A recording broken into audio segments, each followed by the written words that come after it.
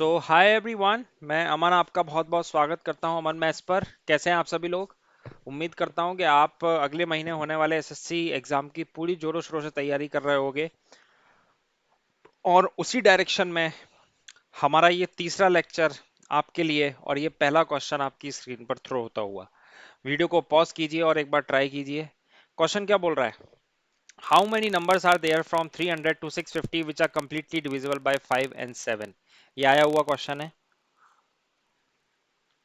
यानी कि हमें क्या निकालना है? हमें बेसिकली 300 से 650 के बीच में ऐसे कितने नंबर्स हैं। ठीक है ना, हमें नंबर नहीं निकालना है, नंबर का काउंट निकालना है। ऐसे कितने नंबर्स हैं, ठीक है, जो 5 और 7 दोनों से डिविजल है, 5 एंड 7। ठीक है ना, याद रखिए, अगर मैं आपसे बोलता 5 और 7 तो केस अलग होता। ठीक है, तो यहाँ पे बोला जा रहा है 5 और 7 यानी साइमल्टेनियसली।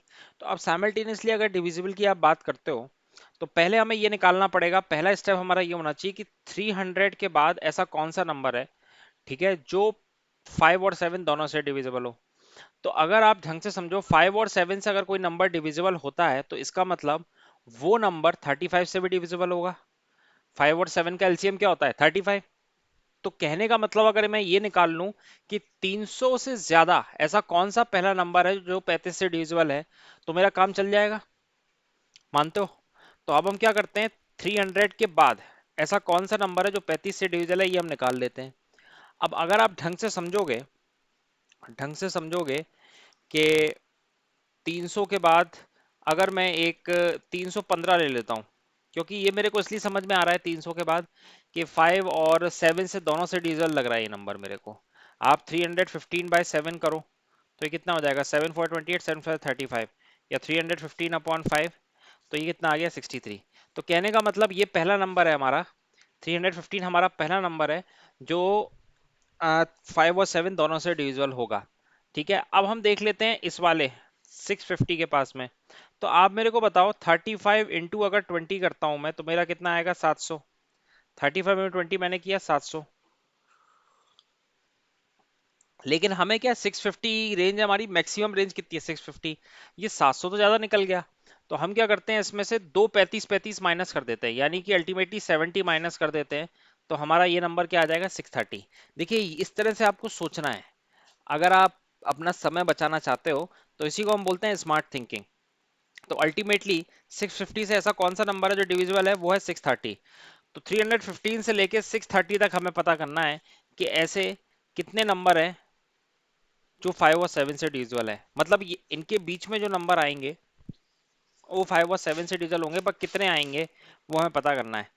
तो अब देखिए, नंबर पता करने का एंड नंबर पता करने का सिंपल तरीका क्या होता है, इसका ये आप ट्रिक याद रखिए कि अगर आपको नंबर ऑफ टर्म्स पता करने हैं तो वो क्या होता है, first term last term minus first term, last term minus first first term. तो लास्ट टर्म कितनी हो गई? 630 minus first term upon common difference. तो कॉमन डिफरेंस इसमें कितने का होगा? क्योंकि 35 के मल्टीपल है, 35 के मल्टीपल है, ठीक है, तो कॉमन डिफरेंस होगा 35 +1। ये मैं लिख दे रहा हूं आपको कि नंबर ऑफ टर्म्स क्या होता है। नंबर ऑफ टर्म्स होता है हमारा last term minus first term upon common difference CD+1। ठीक है, तो ये हो गया n नंबर ऑफ टर्म्स। तो अगर आप इस वाले एक्सप्रेशन को सॉल्व करोगे, इस वाले एक्सप्रेशन को आप सॉल्व करोगे तो ये कितना आएगा? तो इसको तो बहुत आसानी से आप सॉल्व कर सकते हो कि 630 में से 315 गए तो कितना बचा? 5। यहाँ पे आया 1, ये आया 315। तो 315 अपॉन 35+1, तो ये कितना हो जाएगा? 5 6 जा 3 जा 5 7 जा 7 से 9 टाइम्स, सो 9+1 इक्वल टू 10। यानी कि 10 ऐसे नंबर होंगे जो 5 और 7 दोनों से डिविजिबल होंगे। ध्यान रखिएगा, जिस तरह से मैंने आपको सोचा है, इसमें डिस्कशन किया है, उस चीज को आप थोड़ा ध्यान रखिएगा। अगले क्वेश्चन पे चलते हैं। अगला क्वेश्चन है हमारा टाइम एंड वर्क का। इसको आप ट्राई कीजिए, वीडियो को पहले पॉज करके ट्राई कीजिए, है ना, उससे ये समझ में आएगा कि आप कर पा रहे हो कि नहीं। आपको खुद समझ में आने लगेगा कि आप मेन एग्जाम में कर पाओगे कि नहीं। और ये एक्चुअली आए हुए क्वेश्चन ही है, ठीक है ना। आए हुए क्वेश्चन ही देखिए, Raman can do a piece of work in 5 days, Jatan can do a same work in 7 days, Sachin can do the same work in 9 days। यानी कि तीन बंदे हैं, रमन, जतिन, सचिन, ठीक है। एक 5 दिन में करता है, एक 7 दिन में करता है, एक 9 डेज में करता है। If they do same work together, अगर ये तीनों मिलके काम करते हैं तो इनको इतना अमाउंट दिया जाता है। तो मतलब शेयर निकालना है एक्चुअली में। इसमें क्या पूछा है, रमन का शेयर है। तो किसी का भी पूछा जा सकता है, जतिन का भी पूछा जा सकता है, सचिन का भी, लेकिन क्वेश्चन में क्या रमन का पूछा गया है। तो आपको करना क्या है, कुछ नहीं करना। देखिए रमन, शॉर्ट में लिख रहा हूँ, रमन 5 दिन में करता है, जतिन आपका काम 7 दिन में करता है, सचिन आपका काम 9 दिन में करता है। इसका एलसीएम ले लेते हैं, ठीक है। तो वो टोटल वर्क हो जाएगा। तो एलसीएम कितना आ गया, 5 इंटू 7 इंटू 9, 5 इंटू 7 इंटू 9। अब यहाँ पे क्या आपने एलसीएम लिया तो कितना हो गया, 7 इंटू 9, ये हो गया 5 इंटू 9, और ये आ गया 5 इंटू 7। ठीक है, सिंपल सा आपने एलसीएम लिया है। ठीक, तो अब देखिएगा आप, इसमें खास बात क्या है कि ये कितना हो जाएगा, 9 7 जा 63, ये कितना हो गया, ये हो गया 45, और ये कितना हो गया 35। ठीक है, तो अगर मैं ऐड करता हूं इन तीनों को, क्योंकि इसमें बोला जा रहा है ना if they do the same work together, तो अगर ये साथ मिलके करते हैं तो एक दिन में कितना काम कर ले रहे हैं ये, तो ये इसका आइडिया मेरे को लग जाएगा। तो ये कितना कर पा रहे हैं, ये 143 यूनिट वर्क कर पा रहे हैं। ठीक है ना, इसको ऐड कर दिया है। तो एक दिन में रमन, जतिन और सचिन तीनों अगर मिलके काम करते हैं तो 143 यूनिट करते हैं। आप मेरे को बताओ इनको पेड कितना मिल रहा है, 2860। ठीक है, तो मैं बोल सकता हूं कि 143 जो होगा वो 2860 के बराबर होगा, क्योंकि अल्टीमेटली जो 2860 मिल रहा है ये इन तीनों को मिला के मिल रहा है। ठीक है, तो एक यूनिट की यहाँ से वैल्यू कितनी आ जाएगी, ये इससे 2 टाइम्स चला जाएगा तो ये आ जाएगा 20। ठीक है, इतना अब आपको आना चाहिए। तो एक यूनिट की वैल्यू 20 आ गई। तो अब आप मेरे को बताओ कि हमें निकालना था, हमें शेयर निकालना था रमन का। रमन को कितना मिलता है, 63 यूनिट।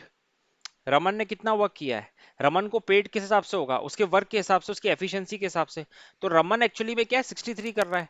तो एक यूनिट की वैल्यू अगर 20 है तो 63 की कितनी होगी, 63 इंटू 20, तो ये कितना हो गया 1260। ये कितना हो गया 1260। तो राइट आंसर हो गया ए, राइट आंसर कितना हो गया ए। ठीक है, आगे चलें, ओके ना। देखिए ये वाला क्वेश्चन, और इस क्वेश्चन को करने का मैं आपको बहुत बेहतर तरीका बताऊंगा, मजा आ जाएगा आपको। क्वेश्चन क्या बोल रहा है, the diameter of A sphere is 14 centimetre, what is the surface area of sphere. यानी कि कोई एक स्फेयर है, उसका डायमीटर आपको दिया गया है 14 सेंटीमीटर, आप निकालो सरफेस एरिया। आप मेरे को एक चीज बताओ, सरफेस एरिया ऑफ स्फेयर होता क्या है, ये होता है 4 पाई r स्क्वायर। एक तरीका ये है कि आप रेडियस निकालो यहाँ से। तो अगर डायमीटर मेरा 14 है तो रेडियस क्या होगा इसका, हाफ 7, और यहाँ पे आप रख दो और सॉल्व करो। ठीक है, लेकिन मैं आपको कुछ बताता हूँ, इसको आप सॉल्व करोगे यहाँ रख के, आंसर आ जाएगा आपका। ठीक है, अब लेकिन मैं आपको क्या बता रहा हूँ, आप एक चीज याद रखिए, आप इसको याद रखिए, इस पैटर्न को, एक पैटर्न लिख रहा हूँ मैं आपके सामने। ठीक है ना, इस पैटर्न को आप एकदम याद रखिए। ठीक है, कंठस्थ कर लीजिए। अब इसको कंठस्थ कैसे करना है, इसको याद कैसे करना है, वो मैं आपको बता रहा हूँ। देखिए ये जो पहला वाला पार्ट है, ये पार्ट रिप्रेजेंट करता है रेडियस को, ये दूसरा वाला पार्ट है ये रिप्रेजेंट करता है एरिया को, ये वाला पार्ट रिप्रेजेंट करता है सरकमफ्रेंस को। कहने का मतलब क्या है, अगर आपकी रेडियस 7 होती है, अगर आपकी रेडियस 7 होती है तो area of circle, area of circle जो होता है 154 होता है। आप देख भी सकते हो, अगर देखो रेडियस 7 है, एरिया ऑफ सर्कल की बात कर रहा हूँ, सर्कल का एरिया क्या होता है πr²। तो ये हो गया 22/7 × 7 × 7, तो ये हो गया 154। मानते हो, ठीक है। ऐसे ही अगर आप सरकमफ्रेंस की बात करो, सरकमफ्रेंस क्या होता है 2 πr, सो 2 × 22/7 × 7, तो ये हो गया मेरा कितना 44। ठीक है, तो सर्कल के लिए आपको ये याद रखना है, सर्कल के लिए आपको ये याद रखना है कि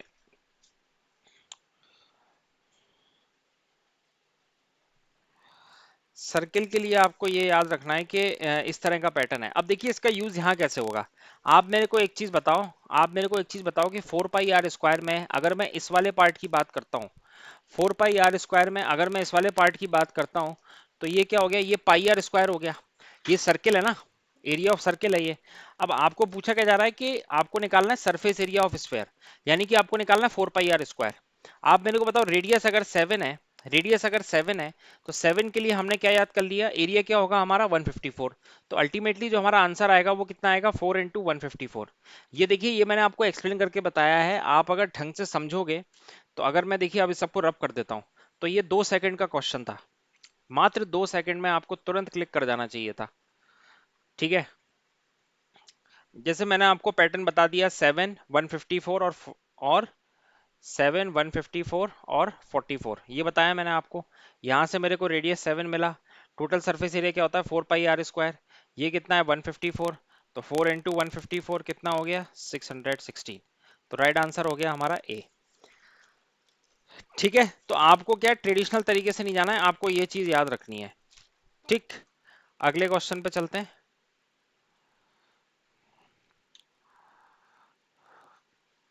अगला क्वेश्चन क्या है, देखिए अगला क्वेश्चन है, after two successive discount 20% and 35%, an article is sold at rupees 50,700, what is the mark price of article. ठीक है, तो हमारे पास यहाँ पे दो सक्सेसिव डिस्काउंट हो रहे हैं।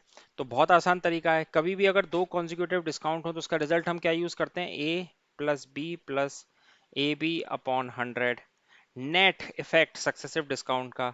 और ये हम यूज करते हैं विथ साइन, ये बात आप याद रखिए, विथ साइन। तो यहाँ पे डिस्काउंट हो रहा है 20% और 35% का, तो ये हो जाएगा -20 -30 प्लस -20 इंटू -30, सॉरी -35 है ना ये, तो ये कितना हो गया 35, ये हो गया 35 अपॉन 100। तो ये हो गया -55 प्लस माइनस माइनस क्या हो गया प्लस, ये 5 टाइम्स ये 7 टाइम्स। तो ये कितना आ जाएगा, ये आ जाएगा आपका -48। कहने का मतलब नेट जो डिस्काउंट आया है वो है 48% का। ये नेगेटिव ये बता रहा है कि डिस्काउंट है ये। अब कोई चीज पे अगर 48% का डिस्काउंट है, इसका मतलब उसकी जो एक्चुअल वैल्यू अब बची होगी वो कितनी बची होगी, 52%। 100% में टोटल मान रहा हूँ, तो अब उसकी एक्चुअल वैल्यू कितनी बची होगी, 52%। अब आर्टिकल कितने में बेचा गया है, इतने में बेचा गया है, तो इस 52% की वैल्यू क्या है, 50700, ये है। हमें निकालना है क्या, मार्क प्राइस, यानी हमें क्या निकालना है, 100% की वैल्यू निकालना है। तो 1% की वैल्यू क्या होगी, 50700 अपॉन 52। 100% के लिए आप इंटू 100 कर दोगे, इसको आप सॉल्व करोगे तो आपको क्लियरली यहाँ पे ये मिल जाएगा बी। ठीक है, देखिए क्योंकि एक स्प्रिंट सेशंस हैं ये, तो इसलिए मैं थोड़ा स्पीड में चलूंगा। ठीक है ना, लेकिन मैं पूरी कोशिश कर रहा हूँ कि चीजें आपको थोड़ी समझ में आती रहें। ठीक है ना, आप अपना लेवल देख पाओ। अगले क्वेश्चन पे चलते हैं। अगला क्वेश्चन ये देखिए कि ₹3200 है, जिसको ए बी सी में डिवाइड करना है 3:5:8 के रेशियो में। What is the difference between share of B and C. ठीक, तो इसमें कुछ नहीं करना आपको। आपको A is to B is to C दिया हुआ है 3:5:8। ठीक है, ये आपको दे दिया गया है। ठीक, और तो ये कितना बचेगा हमारा, 5 और 3 8 16, 16 यूनिट की वैल्यू कितनी है, 3200। एक यूनिट की कितनी है, 200। निकालना क्या है, बी और सी के बीच में गैप निकालना है, डिफरेंस निकालना है। तो बी और सी के बीच में गैप क्या है, 3 यूनिट का। एक यूनिट की वैल्यू 200 है, तो 3 यूनिट की वैल्यू कितनी होगी, 600। 3 यूनिट की वैल्यू कितनी होगी, 600। So B is the right answer. ठीक है, आगे चले।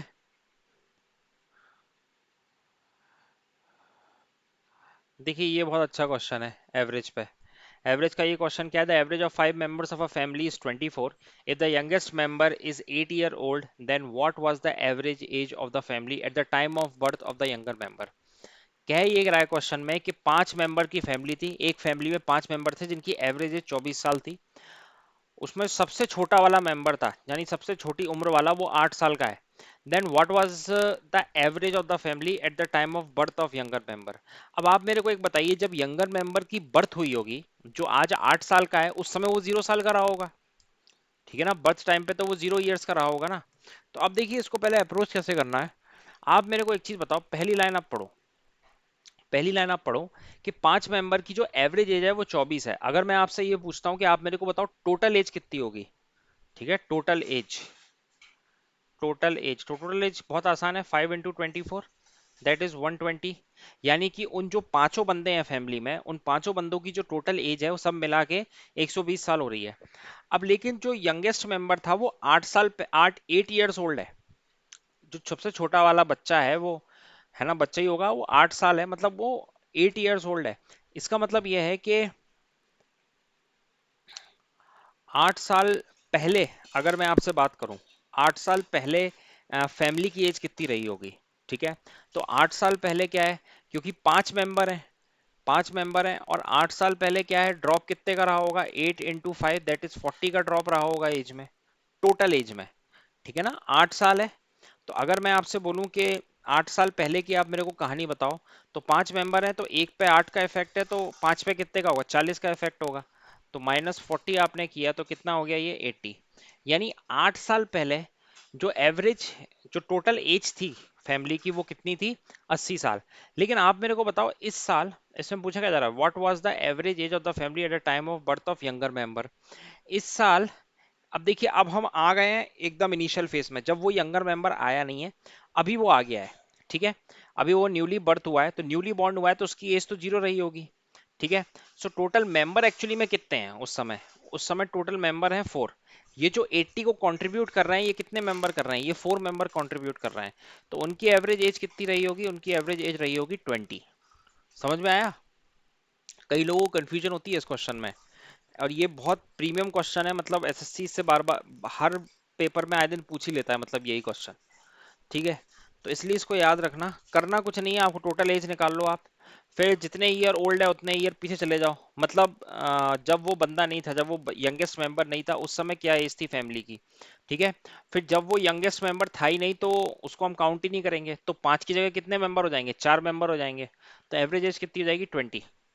ठीक है, आगे चलें।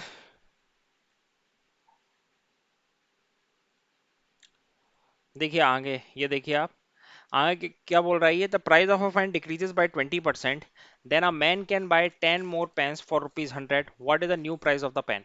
क्वेश्चन ये बोल रहा है कि एक पेन है, उसकी प्राइस जो है वो 20% घट गई। उससे क्या हुआ, जो पर्सन था उसने 10 पेन और खरीद लिए 100 रुपए में। कहने का मतलब क्या है, अगर पहले वो 100 रुपए में 20 पेन खरीद पा रहा था, तो अब वो 100 रुपए में 30 पेन खरीद पा रहा है। जस्ट मैंने एक नॉर्मल फिगर लिया है। तो अब क्या हमें निकालना है, क्या न्यू प्राइस क्या है पेन की, पेन की न्यू प्राइस क्या है। तो इस क्वेश्चन को करने के मैं आपको दो तरीके बताऊंगा, दोनों ही बढ़िया तरीके हैं, कोई दिक्कत नहीं है। देखिए पहला तरीका क्या है कि जो प्राइस है, प्राइस में क्या हुआ है, प्राइस में 20% का डिक्रीमेंट हुआ है। तो 20% क्या होता है, 20% 1/5। डिक्रीमेंट का मतलब क्या है, कोई चीज अगर 5 थी अब कितनी हो गई, 4 हो गई। ठीक है, ये हो गई। और दूसरी चीज आप मेरे को एक चीज और बताओ कि प्राइस इनटू क्वांटिटी होता है एक्सपेंडिचर, है ना। मान लीजिए एक प्रोडक्ट है उसकी प्राइस अगर कुछ है 100 रुपए, तो टोटल एक्सपेंडिचर कितना होगा, 100 का होगा। ठीक है, अब अगर, तो इधर से मेरे को ये भी समझ में आ रहा है कि प्राइस जो है वो इन्वर्सली प्रोपोर्शनल होती है क्वांटिटी के। प्राइस क्या होती है, क्योंकि देखिए एक्सपेंडिचर तो कांस्टेंट है ना इस क्वेश्चन में, वो 100 रुपए से ज्यादा जा ही नहीं रहा ना। पहले वो 100 रुपए में मान लो 20 पेन खरीद रहा था, अब 100 रुपए में वो 30 खरीद लेगा। एक्सपेंड रुपए तो 100 ही है, तो एक्सपेंडिचर कांस्टेंट है। तो अगर जब एक्सपेंडिचर कांस्टेंट होगा, तो प्राइस जो है वो इनवर्सली प्रोपोर्शनल होगी किसके, क्वांटिटी के। ठीक है, अब प्राइस अगर क्वांटिटी के इनवर्सली प्रोपोर्शनल होगी, इसका मतलब अगर क्वांटिटी का रेशियो में लिखना चाहूँ तो वो हो जाएगा 4:5। मानते हो, क्वांटिटी का रेशियो कितना हो जाएगा, 4:5। अब यहाँ पे जो एक का गैप है, ये क्या है, एक वो 10 को रिप्रेजेंट कर रहा है। बोला जा रहा है ना, then a man can buy 10 more pen, 10 more pen, ये जो चीज 4 से 5 हुई ना, एक का जो गैप आया है वो 10 को करस्पॉन्ड कर रहा है। इसका मतलब 4 किसको करस्पॉन्ड करेगा, 40 को, 5 किसको करस्पॉन्ड करेगा, 50 को। ठीक है, और यहाँ पे आप ध्यान रखिए ये क्या है, ये है हमारी ओल्ड प्राइस। कहने का मतलब ओल्ड हमारी ये क्वांटिटी है, ओल्ड क्वांटिटी है ये हमारी।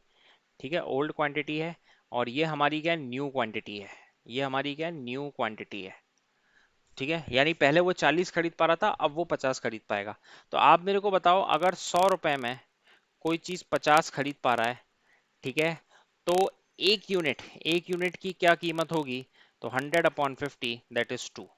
तो एक पेन की कीमत कितनी होगी, that is 2, that is B Bombay is the right answer. ठीक है, ये तो इस क्वेश्चन को करने का पहला तरीका। अब मैं आपको बताता हूँ दूसरा तरीका। दूसरा तरीका और भी तेज है। ठीक है, उसमें भी आपको मजा आ जाएगा। देखिए करना कुछ नहीं है, जैसे मैं बता रहा हूँ बिल्कुल आपको बिल्कुल वैसे ही फॉलो करना है। ठीक है, आपको करना क्या है, देखिए 20%, ध्यान से सुनिएगा, 20% डिक्रीज हुआ है ना, 20% के कारण चेंज कितना आ रहा है, 20% के कारण 10 का चेंज आ रहा है। ठीक है ना, इस जो 20% प्राइस गिर रही है, इसके कारण पर्सन क्या है, 10 पेन खरीद पा रहा है।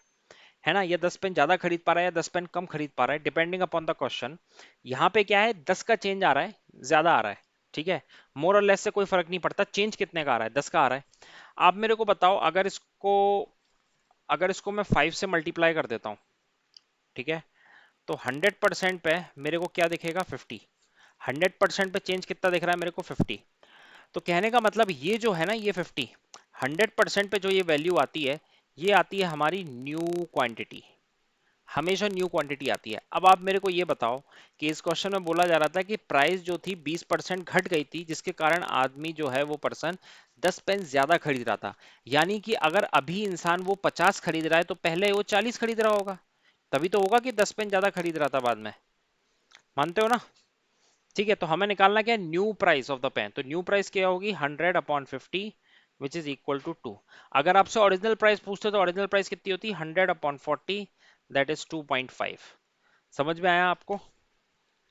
तो ये भी, और ये तरीका भी, इस टाइप के कई क्वेश्चन पूछे गए हैं, पूछे जाते रहे हैं, आगे भी पूछे जाते रहेंगे, तो आप ऐसे भी इसको अप्लाई कीजिए। ठीक है, आगे चलें।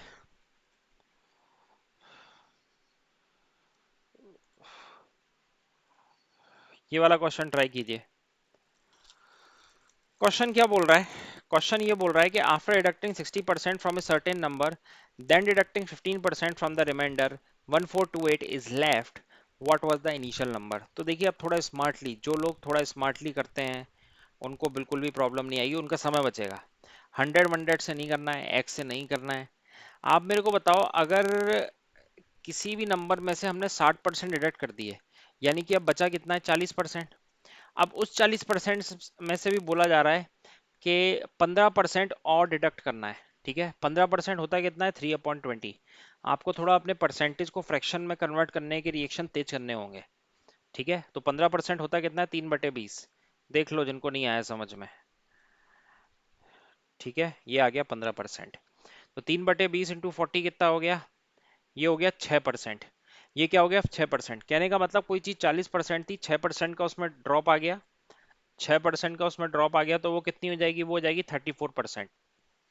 मानते हो? तो अब 34% की जो वैल्यू है वो कितनी दी गई है, 1428। कितनी दी गई है, 1428। लग रहा है मेरे को 17 से डिवाइड हो जाएगा ये। तो 1% कितना होगा, 1428/34, क्योंकि 17 टू जा क्या होता है, 34। तो 100% इनिशियल नंबर निकालना है, तो 100% की वैल्यू क्या होगी, 1428/34 इंटू 100। ठीक है, तो इसको आप सॉल्व करो, तो इसको अगर आप सॉल्व करोगे ना, तो आपको कितना मिलेगा, 1428/34 इंटू 100। तो ये कितना हो गया, 17, 2 से आप काट दो, फिर 17 4 जा 68 एंड 17 2 जा, तो ये आ गया 4200। ठीक है, तो राइट आंसर क्या आ गया, ए। ठीक है, कैलकुलेशन थोड़ी आपकी तेज होनी चाहिए। अब देखिए, इस क्वेश्चन को कई लोग क्या करेंगे, वो क्या करेंगे, वो 100 लेके करेंगे। ठीक है, कुछ करेंगे एक्स लेके करेंगे। नहीं करना है, समय बचाना है। ठीक है,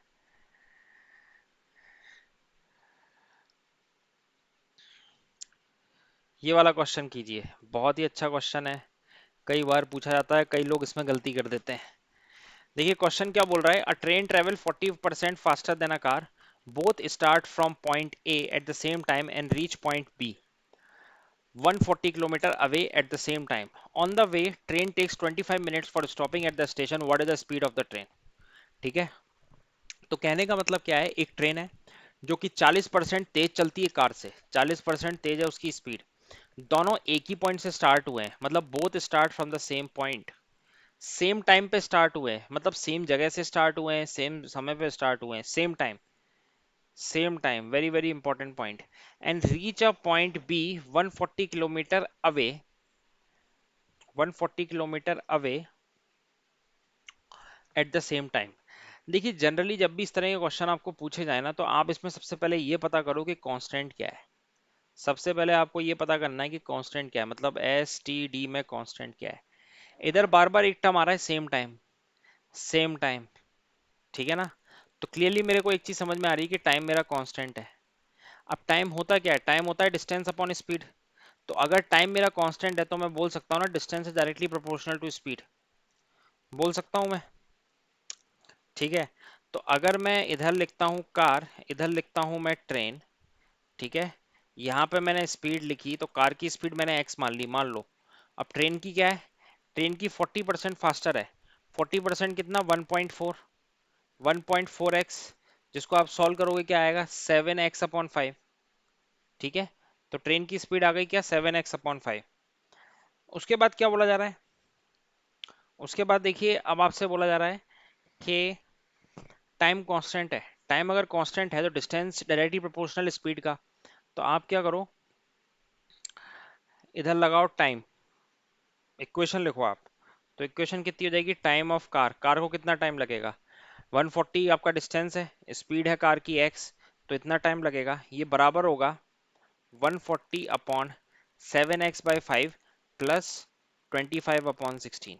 ये प्लस 25/16 क्यों आया, क्योंकि ट्रेन को कितना टाइम लग रहा है ऑन द वे, इधर लिखा हुआ है on the way train takes 25 minutes for stopping. 25 minute train रुक रही है।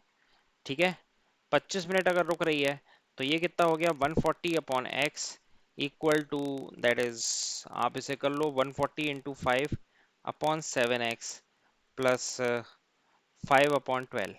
ठीक है, थोड़ा सा इसको आइसोलेट कर देते हैं, इसको ही सॉल्व किया है 5/12। ठीक है, तो इसको सॉल्व करने के लिए इसको 7 से मल्टीप्लाई करो, ये वाला टर्म इधर आएगा, तो ये कितना हो जाएगा, 2 × 140/7x is equal to 5/12x। मान गए, तो ये कितना आ गया 20, ये कितना आ गया 4 टाइम्स। तो I think that will be great if, x हटा दो, एक्स कितना आ जाएगा, एक्स 96 आ जाएगा। एक्स कितना आ गया, 96। अब हमें निकालना क्या था, हमें निकालना था what is the speed of train, train की स्पीड कितनी होगी। क्लियरली ट्रेन की जो स्पीड आपको दिख रही है वो ये है 1.4x, यानी कि 7 × 96/5, 7 6 42, 63/5। ठीक है, इसको आप डिवाइड करोगे तो कितना आएगा, इसको आप डिवाइड करोगे कितना आएगा, 134.4। ठीक है, तो B is the right answer. तो कहने का मतलब क्या है, जब भी इस टाइप का क्वेश्चन अगर आएगा ना, तो हमेशा ये पता करना पहले कि कांस्टेंट क्या है, फिर उसके बाद इक्वेशन बना देना। ठीक,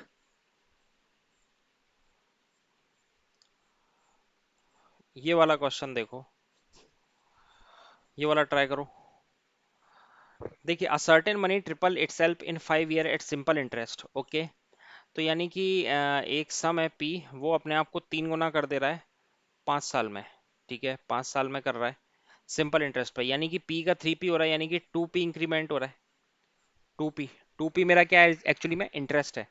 तो अगर आप सिंपल इंटरेस्ट लगाते हो, सिंपल इंटरेस्ट क्या होता है, सिंपल इंटरेस्ट होता है PRT/100। तो ये कितना हो जाएगा सिंपल इंटरेस्ट आपका, 2p, प्रिंसिपल है p, कुछ रेट हमें निकालना है, टाइम है 5 साल/100। तो ये कितना आ गया, p से p, रेट आ गया हमारा 40%। रेट कितना आ गया, 40%। अब पूछा क्या जा रहा है, in how many years it will become 5 times, यानी कि p का 5p कितने समय में होगा। p का 5p का मतलब 4p हमारा इंटरेस्ट होगा। तो 4p, फॉर्मूला लगा दो, और p रेट है 40, टाइम निकालना है 100। तो 4 से 4 गया 10, ये कैंसिल आउट हुआ, p से p गया, सब कुछ कट गया, t कितना आया 10। तो राइट आंसर क्या आ जाएगा, c। टाइम कितना लगेगा, 10 साल। ठीक है, आगे चलें। अब देखिए ये वाला क्वेश्चन। ठीक है, तो अब ये क्या है, x+1/x आपको 2 दिया हुआ है, तो हमें इस एक्सप्रेशन की वैल्यू निकालनी है। अब देखिए, कभी भी अगर आपको मिले ये क्वेश्चन, स्पेशली अगर आपको ये कंडीशन दिखे, लिख लो कहीं पे, कभी भी अगर आपको ये मिले x+1/x2, तो इसका सिर्फ एक ही सोल्यूशन होता है, x=1। ठीक है ना, एग्जाम पॉइंट ऑफ व्यू से बता रहा हूं मैं आपको। अगर आपको कहीं ऐसा मिले x+1/x=-2, तो इसका एक ही सोल्यूशन होगा, x=-1। रखो आप -1, आपको -2 मिलेगा, 1 रखो आपको 2 मिलेगा। तो अगर आपको ये दिया गया है तो इसका सीरियस सोल्यूशन है x=1। अब आप जब x=1 आ गया, तो ये 1 की पावर 64 1, 1 की पावर 121 1, तो यानी कि क्या आ गया 2। तो राइट आंसर क्या आ गया, सी। राइट आंसर क्या आ गया, सी। ठीक है, सो ठीक है, तो आज का सेशन हम यहीं पर अप करते हैं, और जितने भी क्वेश्चन करें इसको आप फिर से एक बार रिवाइंड करके देख लेना अगर आपको जिसमें भी समस्या हो। बाकी इससे पहले 2 सेशंस और आ चुके हैं, उनको जरूर देखिए, वहां भी मैंने इंपॉर्टेंट इंपॉर्टेंट क्वेश्चन डिस्कस करे हैं। देखिए अब क्या है, अब आपको सिर्फ इंपॉर्टेंट जहां से क्वेश्चन बन सकते हैं उन्हीं क्वेश्चन पे ध्यान देना है, तो मैं वही क्वेश्चन ले रहा हूँ। ठीक है ना, अभी आप मेंस वगैरह की मत सोचो, अभी आप सिर्फ प्री की सोचो। प्री में मुझे मार्क्स खींचना है कुछ भी करके, क्योंकि अगर आप प्री में मार्क्स खींच लोगे तो आप मेंस में बहुत रिलैक्स फील करोगे। समझ रहे हो आप? तो इसको देखें, इससे पहले 2 सेशन है उसको फिर से एक बार फटाफट देखें और चेक करें अपनी तैयारी, और जो भी वीक पॉइंट है उसे ब्रश अप करें। ठीक है, मिलते हैं फिर अगले पार्ट में। Thank you.